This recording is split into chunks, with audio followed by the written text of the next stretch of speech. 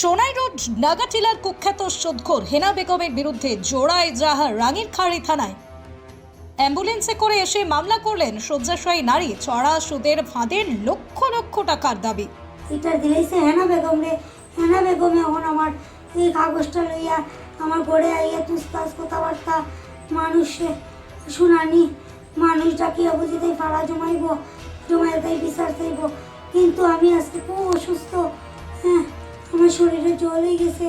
আমি ঋণদার হইয়া বেঙ্গালোর থেকে দেখাই আইছি, কিন্তু তাই আমার 10 টাকাও হেল্প করছে না। উল্টাতে আমার ধমক দেয় আজকে যে আমার নামে কোনো ভিডিও করলে তোরে আমি বদলা লইব।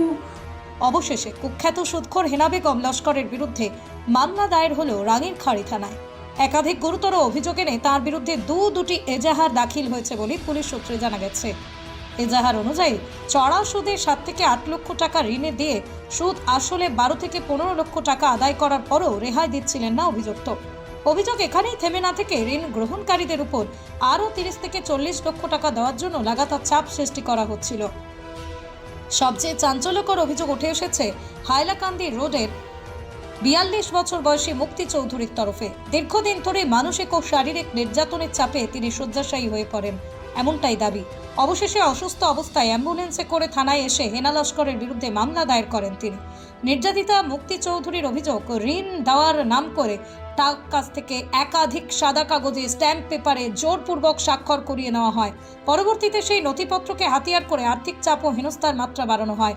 জমি জায়গা আত্মসাৎ হয়ে যাওয়ার আশঙ্কায় আতঙ্কিত হয়ে পড়েন তিনি। স্থানীয়দের একাংশের দাবি, দীর্ঘদিন ধরে চড়া সুদের কারবার চালিয়ে এক প্রকার ট্রাস্টের রাজত্ব কায়েম করেছিলেন অভিযুক্ত এই হেনা লস্কর। তবে এতদিন কেউ প্রকাশ্যে মুখ খুলতে সাহস পাননি। পুলিশ সূত্রে খবর, মামলা নথিভুক্ত হয়েছে এবং বিষয়টি তদন্তাধীন। এখন দেখার আইন কত দ্রুত কতটা কঠোর পদক্ষেপ নেয় এই অভিযুক্ত সুদখোরদের বিরুদ্ধে। অবশেষে কি আইনের শিকলে বন্দী হবে এই অবৈধ সুদের সাম্রাজ্যের মালকিন, নাকি আবারও প্রভাব রাজনৈতিক ক্ষমতার আড়ালে চাপা পড়বে অভিযোগের পাহাড়?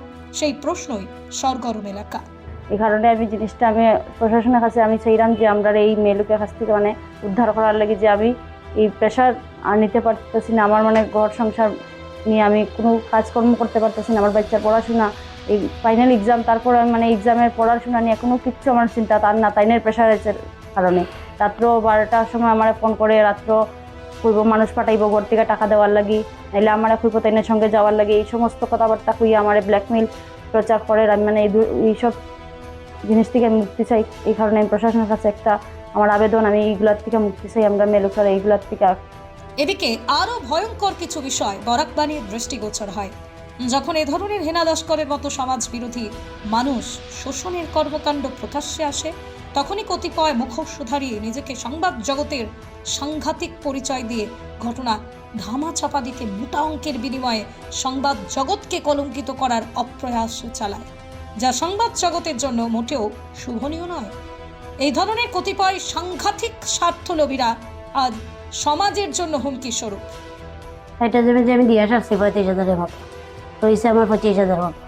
এটার মধ্যে তাই না গন্ডগোল করি আমার মাইদুর করছে, ঘরের ভিতরে ঢুকাই ও দিছি না দেখি আমার পয়সা দিতে পারতাম না। ভিকারি সেকারি কত কিছু লোকরা বাসায় তেন কথাবার্তা কইছে।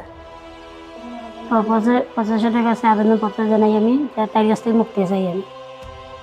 গুজবে নয়, খবরে থাকুন বরাকবাণী ডিজিটাল নিউজ। পরবর্তী প্রতিবেদনের জন্য চোখ রাখুন বরাকবাণীর পর্দায়।